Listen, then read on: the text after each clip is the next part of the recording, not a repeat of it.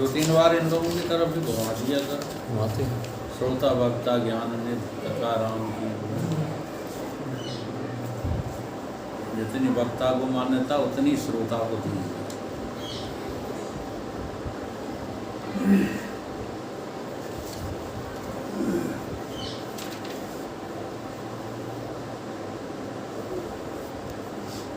कहाँ तक पहुँच गए कोई बताएगा?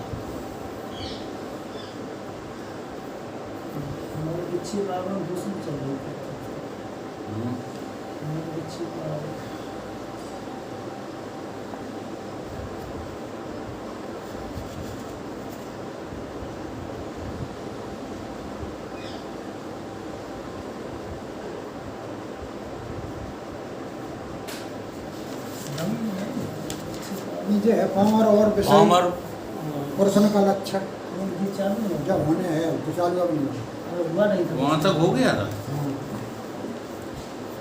हैं? मिलता होगा ये पामर 3 प्रकार पामर के और विषय बताए प्रश्न थे। का लक्ष्य मिलते शुरू हो गया हाँ जो भाव नहीं ये 69 नंबर लिखा है ना? हाँ चालू हुआ नहीं था।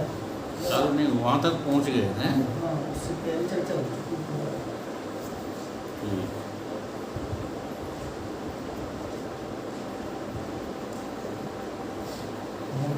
थोड़ा पहले सी ले लें। ये चर्चा चल रही है। बोलो गुरुदेव भगवान की जय। मोह निषादम देख विषेख अखंड तिमार हुए सुखधामी। तिमार हुए सुखधामी। पूर्ण प्रकाश भयो उर्मे पूर्ण प्रकाश भयो उर्मे।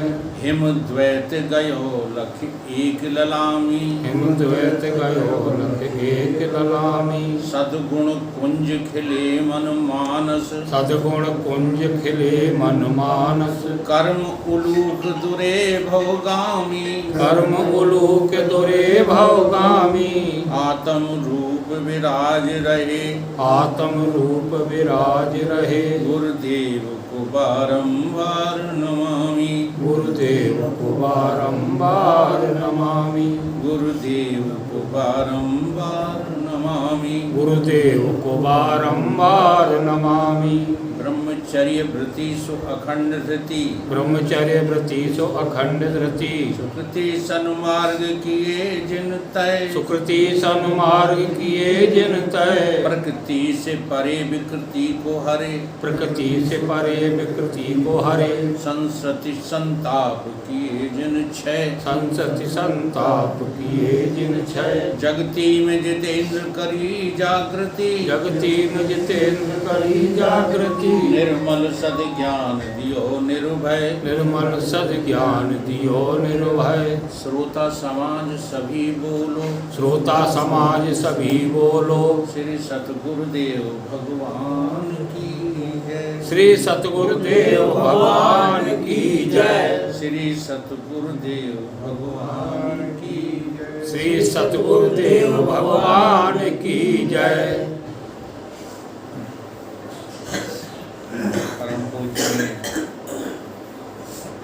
स्वामी निश्चल दास जी महाराज द्वारा रचित विचार सागर का पाठन द्वितीय तरंग और द्वितीय तरंग के अंतर्गत जो है वार्तालाप चल रही है। इसमें कहा गया कि अंतःकरण में 3 दोष होते हैं। हमारा आपका जो अंतःकरण है इसमें 3 दोष होते हैं। उन्हीं 3 दोषों की वजह से उस चेतन की झलक हमको नहीं मालूम पड़ती। मल, विक्षेप और आवरण। मल कहते हैं स्थूलता को और विक्षेप होता है सूक्ष्म में और कारण है वो आवरण है। अर्थात मल विक्षेप आवरण का तात्पर्य ही यह है स्थूल सूक्ष्म कारण शरीरों को मैं और मेरा स्वीकार किए है। मल दूर होगा तो स्थूल अभिमान मिटेगा, विक्षेप दूर होगा तो सूक्ष्म अभिमान मिटेगा। बड़े कर्रे अभिमान लिए बैठे हैं हम लोग। आवरण हटेगा तो कारण का अभिमान समाप्त हो जाएगा और निरअभिमानी आत्मा चेतन तुम्हारे हृदय में प्रकट हो जाएगा। ये मनुष्य ही कर सकता है और किसी की ताकत नहीं है। देवताओं के पास ये उपलब्धि नहीं है। तिर्यक और योनियां उनके पास भी ये सुविधा नहीं है, केवल मनुष्य के पास है। क्यों? क्योंकि मनुष्य को भगवान ने जन्म से ही ये गिफ्ट दी है। गिफ्ट माने हिंदी करो यार, गिफ्ट उपहार। ये भगवान का उपहार है अपने पास। नहीं, देख लो, देवता जो हैं वो केवल भोगों में आसक्त रहते हैं। योग के विषय में देवताओं को कोई ज़रूरत ही नहीं है, क्योंकि सारी योग शक्ति उनको भगवान ने दे रखी है। ज़रूरत क्या है? तुम योग करोगे तो उड़ना सीखोगे, अणिमा गणिमा लघुमा ये सब सीखोगे, इनमें उलझ जाओगे। और देवताओं के पास ये सब होती है। देवताओं को प्रकट होना अप्रकट होना आता है। नारद जी ने यही तो कहा है उपनिषद की कथा में कि हे गुरुदेव, मुझे सब कुछ आता है। मैं चाहे जहाँ प्रकट हो जाता हूँ, चाहे जहाँ से अप्रकट हो जाता हूँ। थोड़ी सी देर में जो है लाखों करोड़ों मील दूर पहुँच जाता हूँ।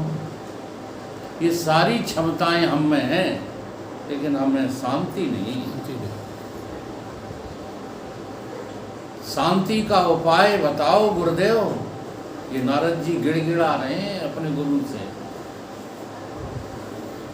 तो इसलिए देवताओं को ये गिफ्ट नहीं है। अंतःकरण शुद्ध करने की गिफ्ट उपहार केवल मनुष्य के पास है।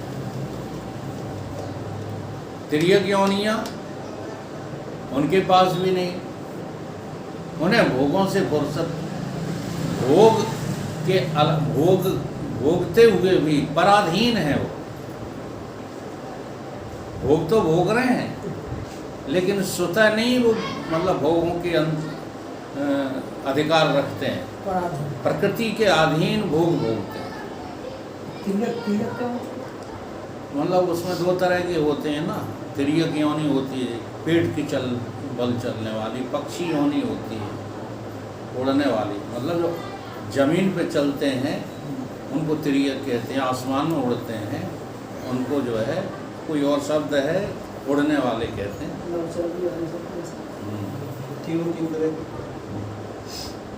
तो आपके पास ये उपहार है, इसलिए आप मल दूर कर सकते हैं, आप विक्षेप दूर कर सकते हैं और आप आवरण को भी काटने में सक्षम हैं। तो ये तीन दोष बताए हैं, मल, विक्षेप और स्वरूप का आवरण। आवरण का मतलब होता है तुम्हारी आत्मा पर पर्दा पड़ा है, उसी का नाम आवरण है। अविद्या है, अज्ञान है, ये सब नाम उसी के हैं। मल नाम पाप का है, विक्षेप नाम चंचलता का है, आवरण नाम अज्ञान का है। तो शुभ कर्मांतय और निष्काम कर्म से तो मल दूर हो जाते हैं और भक्ति से विक्षेप दूर हो जाता है।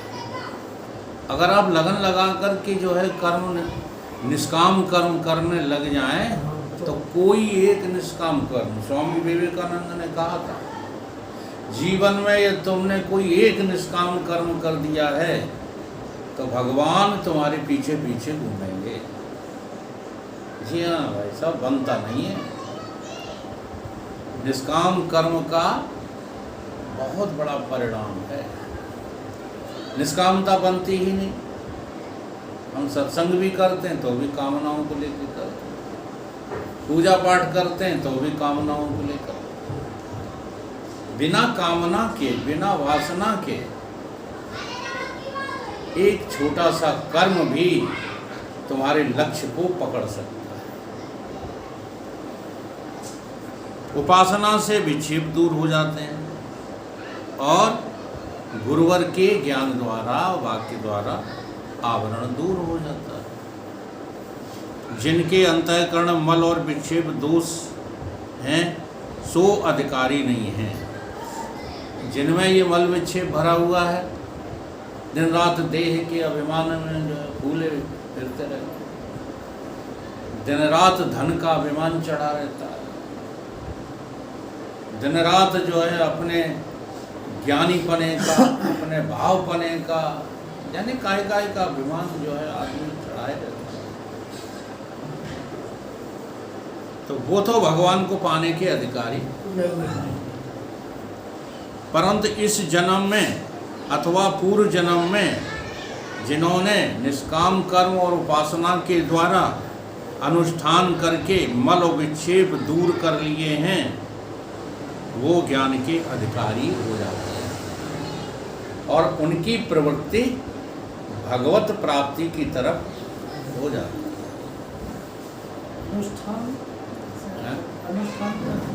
ये अनुष्ठान ही तो कर रहे हो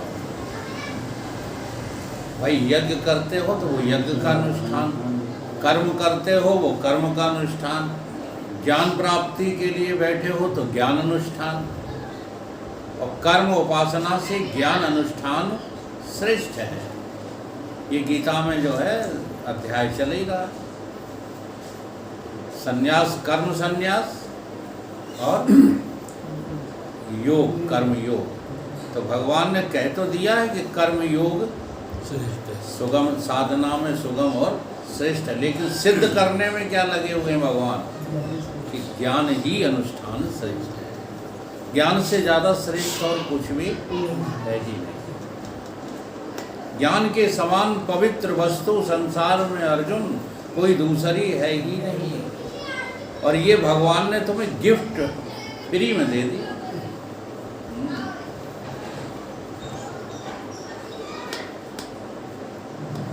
हम आप लोगों को ये प्रक्रिया कई बार बताते हैं, परंतु चूँकि अभी कामनाओं से जो है बचते नहीं हो, तो ये बात हम कितनी भी बार समझा दें आप टिक नहीं सकते उस पर, क्योंकि इसकी शर्तें हैं, वो शर्तें पूरी नहीं होती। तो देखो ज्ञान तुम्हारे पास जो है कभी कभी जब तक सृष्टि है और जब तक सृष्टि रहेगी तुमसे कभी दूर होता ही नहीं ज्ञान। देखो प्रैक्टिकल करो। आँखों में देखने का क्या है, कानों में सुनने का क्या है, रसना में चखने का क्या है, पांचों इंद्रियों में ज्ञान कॉमन है, एक है एक। अब इंद्रियां हटा दो। मन में संकल्प विकल्प का क्या है, ज्ञान। बुद्धि में निश्चय निश्चय का क्या है, ज्ञान। चित्त में सोचने विचारने का क्या है, ज्ञान। तो कितनी जल्दी जल्दी बोल रहे हैं। अरे यही ज्ञान तो है ब्रह्म, तो इसे पकड़ते क्यों नहीं? वाणी से तो खूब बोलने लगते हो, फिर इसे पकड़ क्यों नहीं पा रहे? ये ज्ञान ही परमात्मा है और कोई परमात्मा थोड़ी है। अब इंद्रियां हटा दो, अंतःकरण हटा दो, बचा क्या? क्या बचा? ज्ञान बचा। ज्ञान बचा। यही तुम्हारा स्वरूप है। किसी को समष्टि में ब्रह्म कहते हैं और व्यष्टि में जी का नाम साक्षी, सर्वधी साक्षी। इसी ज्ञान को अपना मैं जिस क्षण तुम समझ जाओगे उसी दिन दुनिया गई। नहीं नहीं दुनिया, देखो दुनिया तुम ही चला रहे थे। आंख में तुम मौजूद हो तो दिखने लगता है, कान में तुम मौजूद हो तो सुनाई देने लगता है। सारी ज्ञानेंद्रियां और अंतःकरण तुमसे जो है मोहताज हैं, तुम्हारे मोहताज हैं। तुम इनके मोहताज नहीं हो। ये हैं तब भी तुम हो, ये नहीं है तब भी तुम हो, क्योंकि तुम ज्ञान स्वरूप हो। ज्ञान अखंड एक सीतावर,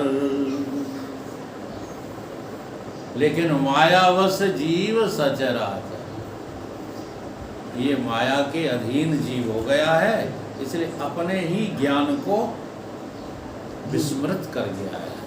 बोला बैठा और तुम ये कहो कि वो ज्ञान साकार होकर क्यों नहीं आता, तो तुम हमें बता दो तुम साकार क्यों नहीं रहते। तुम शरीर से साकार कितनी देर रहते हो 24 घंटे में, गुणा भाग करके बताओ। 24 घंटे मिलते हैं तुमको दिन और रात में, तो तुम साकार कितनी देर रहते हो?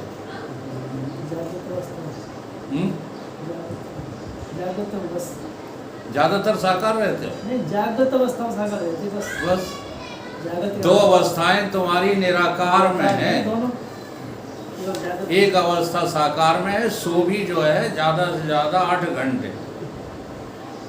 बहुत ज़्यादा दुष्ट कोई होगा, दुष्ट हम इसलिए कह रहे हैं कि वो अभी अपनी शक्ति को समझ नहीं पा रहा, काम में लगा रहता 12 घंटे 14 घंटे, और काम कर करके जल्दी, देखो आप मिल के मजदूर जल्दी मर जाते हैं, रिक्शा वाले जल्दी मर जाते हैं। भगवान ने जो है गीता में इसका बैलेंस बताया है, युक्तस्य आहारस्य विहारस्य। लगे रहते हो काम में, तुम बुद्ध हो,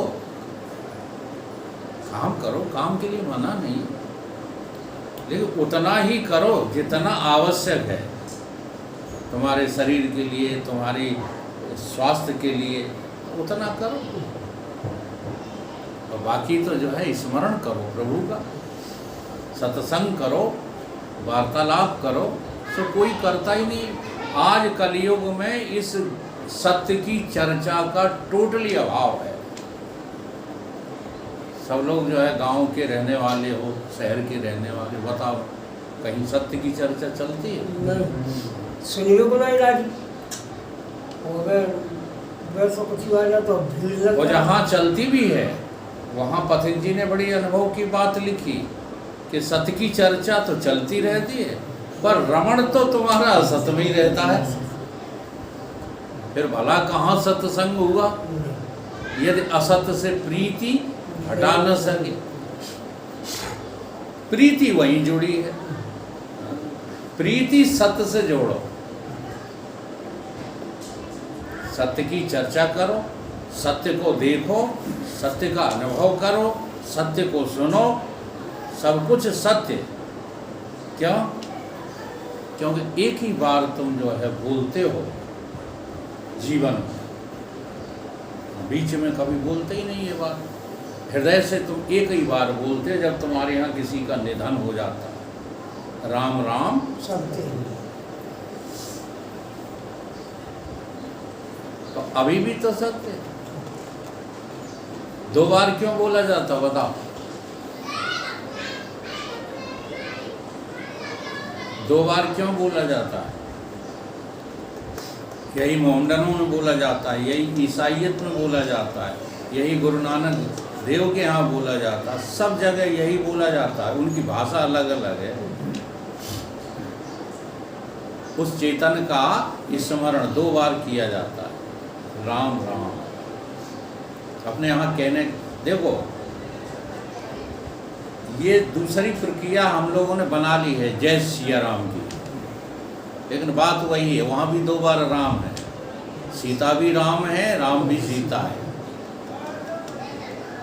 प्रक्रिया 2 बार की है। कभी भी इस असभ्यता से नहीं किया करो राम राम राम राम, मतलब 2 बार कह नहीं पाते हैं तो धौंसी दे देते हैं। नहीं, दोनों हाथ जुड़ें और राम राम। हमने ये देखा है आगरा ज़िले में और मथुरा ज़िले और वहाँ के और पास के ज़िलों में बड़ा अच्छा तरीके राम राम सा सा बोलते सा। क्योंकि जगत का जो शब्द है उसे पूरा नहीं बोलेंगे, वो तो इशारा कर दिया, सा का मतलब साहब, लेकिन स्पष्ट बोलेंगे 2 बार, राम राम सा। बोलते हैं कि नहीं बोलते? बड़े शब्द बोलते हैं बिल्कुल सुबह। हम अपने यहाँ ये राम राम ही करना भूल गए, नमस्कार फलाना जी जी। सबसे पवित्र बात है राम राम। क्यों राम राम? कि एक राम तो जगत जो है पसारता है वो राम, और एक राम उसका भी हेड राम। हाँ, ये इसलिए ये वार्तालाप आती हैं कि राम का भी राम कौन था? राम न सके राम गुण गाई, नाम गुण गाई। हाँ, तो राम भी तो उसी को पूज्य मानते हैं जो राम का भी राम है, अर्थात चेतन का भी जो चेतन, प्राणों का भी जो प्राण है, ठीक है, ज्ञान का भी जो ज्ञान, उसी की चर्चा चल रही है।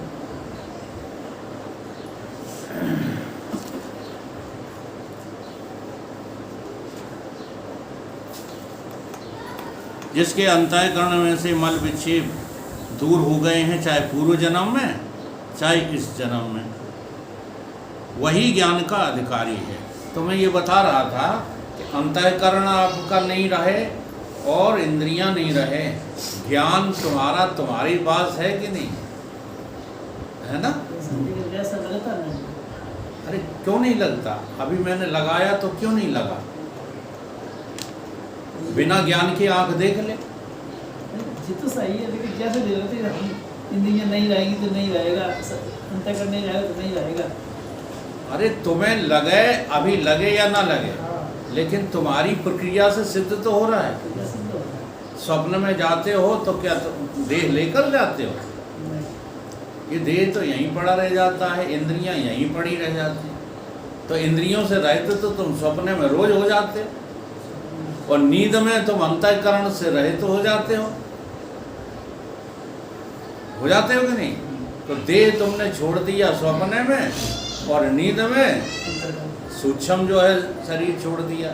दोनों शरीरों को छोड़ के तुम अकेले ही तो हो नींद में। अब तुम कहते हो लगता नहीं। उसी जागृत स्वप्न सुसुप्ति को बार बार चिंतन करो, लगने लगेगा। अत से रगड़ करे जो कोई। अब हम रगड़ करते नहीं, उधर विचार ही नहीं है। अब कितना तुम्हें जरूर उलझा दिया गया है कि सवेरे जब चलो तो अगरबत्ती जरूर लगाना। देखो दुकानों में जब बनी है दुकान खोलें, ये जान पड़ता है इससे बड़ा पुजारी कोई है नहीं। अगरबत्ती सबकी सब सुहाएंगे, सभी देवी देवताओं को, दीवारों को। वो ये नहीं जानते कि हमसे बड़ा मूर्ख कोई दुनिया में है नहीं। वासनाओं के पुजारी हो तुम भगवान की पूजा करना जानते ही नहीं हो। ये वासना की पूजा हो रही है। अच्छा, दिवाली पे लक्ष्मी का पूजी जाती है, रोज का नहीं पूजते? लक्ष्मी को जानते ही नहीं। लक्ष्मी नाम श्री का है, और श्री हमेशा श्रीमान से जोड़ती है, कभी वहाँ से हटाती नहीं है। श्री जो है, लक्ष्मी जो है, हाँ, उसका काम ही है संसार से बचा लेना। लक्ष्मी का क्या काम है पता किसी को? लक्ष्मी की पूजा करते, लक्ष्मी की पूजा करते हो, अपनी वासनाओं की पूजा करते हो, अपनी भोगों की पूजा करते हो। कोई लक्ष्मी अच्छी प्रसन्न नहीं होती किसी को। लक्ष्मी जिस पर प्रसन्न होती है उसे लक्ष्मी पति से जोड़ देती है।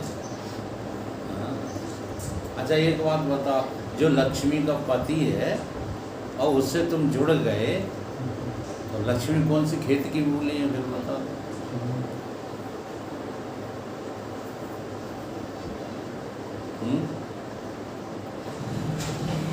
प्रभु तेरी महिमा इस पैसे से अधिक है, स्वयं देवी लक्ष्मी तेरे दर पे पड़ी है। प्रभु तेरी महिमा इस दुनिया से बड़ी है। स्वयं देवी लक्ष्मी तेरे पैरों पड़ी है। और बैरागी के चरण को ये छू न पाए पैसा, बाकी जमाने को पागल बना डाले पैसा। आज पैसे के पीछे जो है आदमी सिर्री हो रहा है, बेवकूफ। देखता सब कुछ है, स्वीकार कुछ भी नहीं। तेरे जैसे कितने धनाढ्य चले गए हैं, कमर पे हाथ रख के रोते रोते चले गए कि नहीं? तो फिर भी उसी में लगा।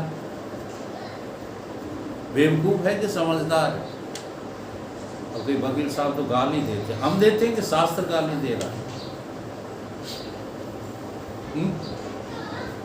ये गाली हमारी अपनी ओर से है।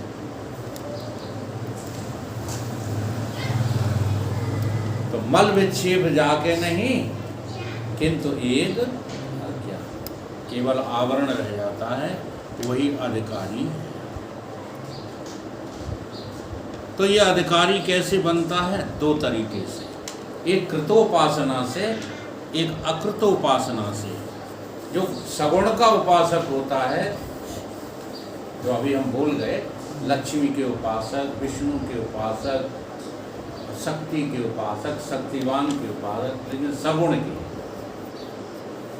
जो सगुण के उपासक होते हैं वो कृत उपासक होते हैं। और जो सगुणता के ऊपर पहुंच जाते हैं, उन्हें सगुणता से कुछ लेना देना नहीं है। ब्रह्मलोक लो भोग जो करे सवन को त्याग, वेद अर्थ ज्ञाता मुनि कहित ताय वैरा। हमने कल गीता के पाठ में चर्चा की थी, 3 प्रकार के वैराग्य की चर्चा की थी। तो जो निर्गुण की असल में कोई उपासना नहीं होती,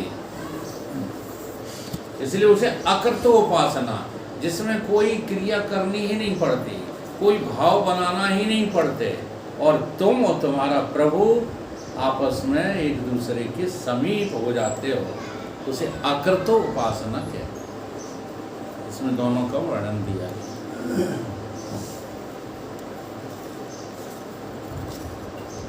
अब पावर और विषयी पुरुषन का लक्षण।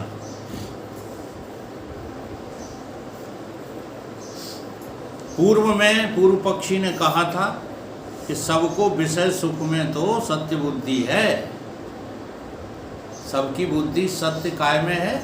विषय के सुख में, विषय के सुख में। विषय को सब लोग चाहते हैं, परंतु नित्य सुख को कोई चाहता नहीं है। तो ये बात जो है अनुभव की नहीं है। समाधान करते समय गुरु जी कह रहे हैं ये बात अनुभव की नहीं है। क्यों? क्योंकि 4 प्रकार के पुरुष हैं संसार में, 4 प्रकार के, पामर, विषयी, जिज्ञासु और मुक्त। ठीक है। अब इन 4 प्रकार के पुरुषों में भगवान की जरूरत किसको है? पामरों को, विषयी को, जिज्ञासु को या मुक्त को? इनमें से भगवान की जरूरत किसको है?